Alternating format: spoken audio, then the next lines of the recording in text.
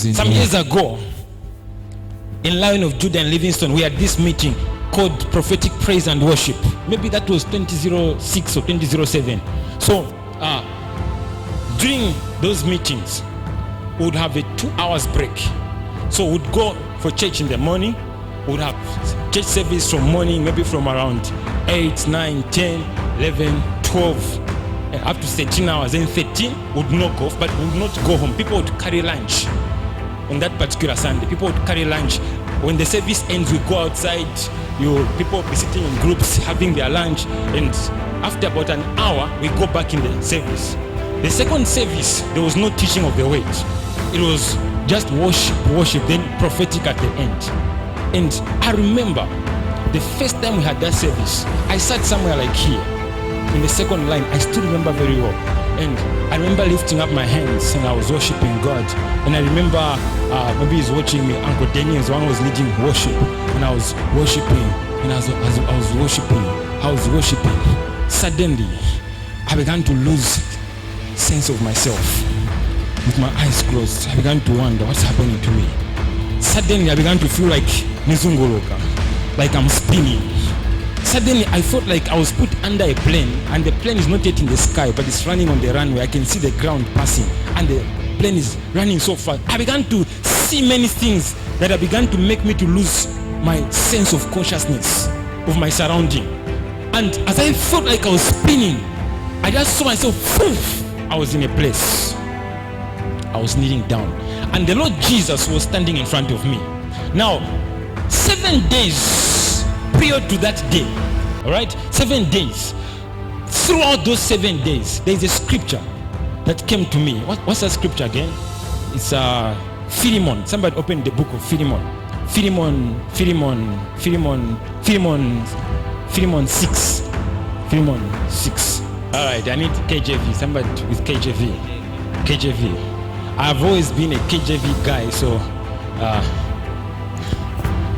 that the communication of thy faith may become effectual. Now look at this, everybody. So 7 days prior to that meeting, I read this scripture.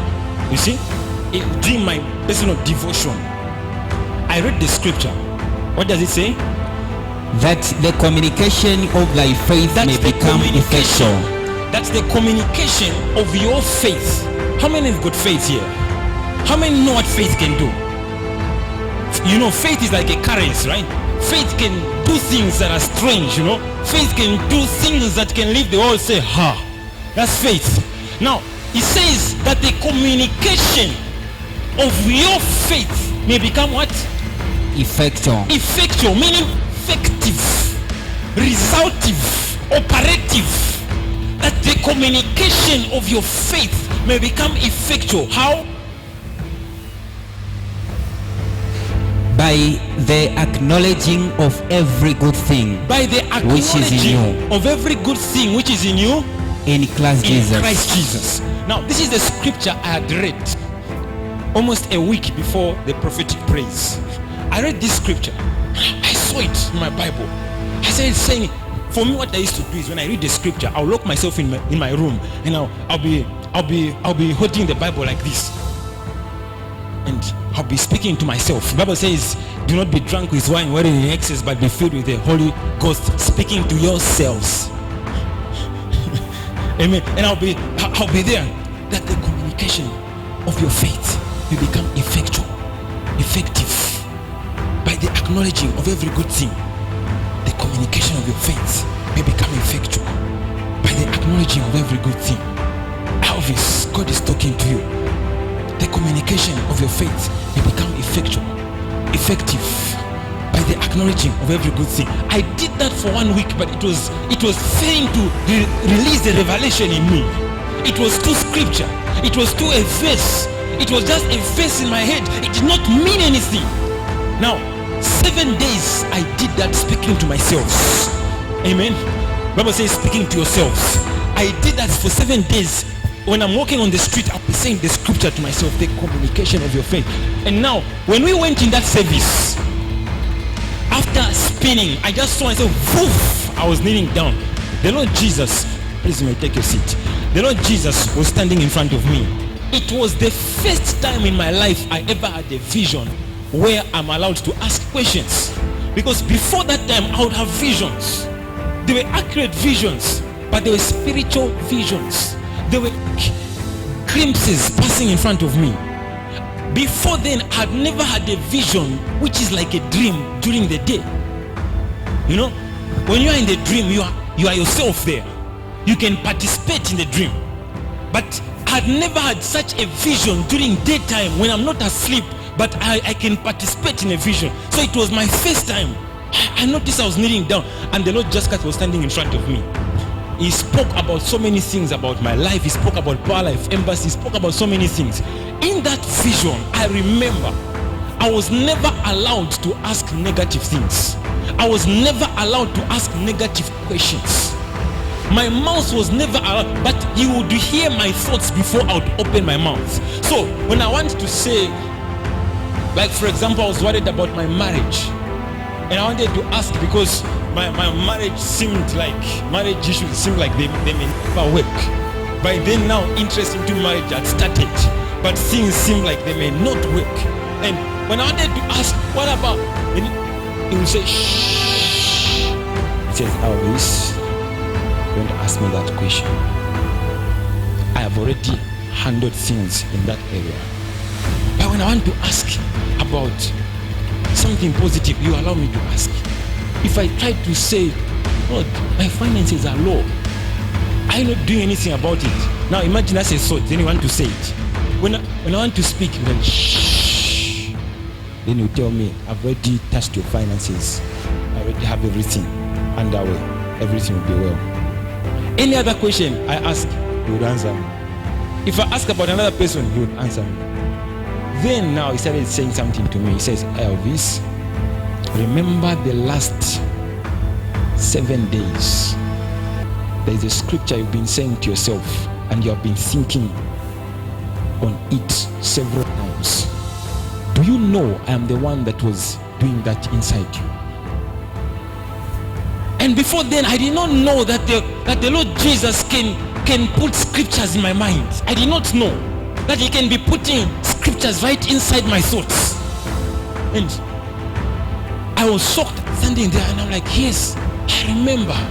I've been quoting Philemon 6. Then he says, I intended to say something to you, and I was trying to say it through the scripture. They asked me a question. Do you know why your faith keeps failing? Do you know why your faith has no results? And I was looking at him and I do not know what to answer. Then he says, the reason is because of that scripture. Then he asked me, do you know that there are things I've put inside you, and these are good things? And he said to me, one of the good things I've put inside of you is I put a person to live inside of you. Now when he said a person, I know human language, there's a way it's sounding to you. It feels like, okay, person. For me, the actual way it sounded to me is that you get Pastor Angel where he is here. You shrink Pastor Angel and you force him into my head with his own view, with his own feelings, with his own 100% personality different from me. You shrink him and you put him inside me. Then we are now two different people with two different opinions inside one body. And he said, one of the good things I've placed inside of you is my spirit. Did you know there is a person living in you? How many knew there is a person living in them? As in the way there is a neighbor who can talk to you. There is a person who's not having a physical body, but is 100% a person and is living inside of you. Now, if you look at that scripture, it says that the communication of your faith may become effective by you acknowledging. If we go for a meeting, we used to go for debate clubs in schools. Sometimes you stand there and you say, before I pronounced my principal regards, let me face Shangrangia. I would love to formulate my mafyombo and scrutinize the scrutiny to the scrutinical size. And we didn't even know what we'll be saying. I mean, I've been there before in school peace, and you'll be saying these big words that you don't even know what they mean. And you discover in that debate class, you are taught, but by etiquette, you need to acknowledge people, especially if they are people of high class. So you start acknowledging whether it is a head teacher or whether there is a Debs who has come to visit. So before you can go, you must observe protocol. In other words, you must acknowledge protocol. Did you see the way I use that word? Acknowledge. So the way you don't go ahead before acknowledging them, you have to first acknowledge them. Now God says, he says, by the acknowledging. In other words, if there is a Holy Ghost living in you, acknowledge him. Acknowledge that there is a Holy Ghost. And the reason why many people's faith doesn't produce results is because they do not acknowledge the things God has put in them. Oh yes. He says that the communication of your faith may become effective, resultive, operative by you acknowledging every good thing. There are many good things. The Holy Ghost is just one of them. Amen. By you acknowledging, why does God want so much the Holy Ghost to live in us? Why does he even want us every time to acknowledge the Holy Ghost?